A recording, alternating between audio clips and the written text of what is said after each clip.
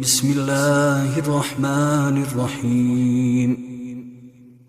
اللهم صل على محمد وآله وبلغ بإيماني أكمل الإيمان، واجعل يقيني أفضل اليقين، وانته بنيتي إلى أحسن النيات. بسم الله الرحمن الرحيم.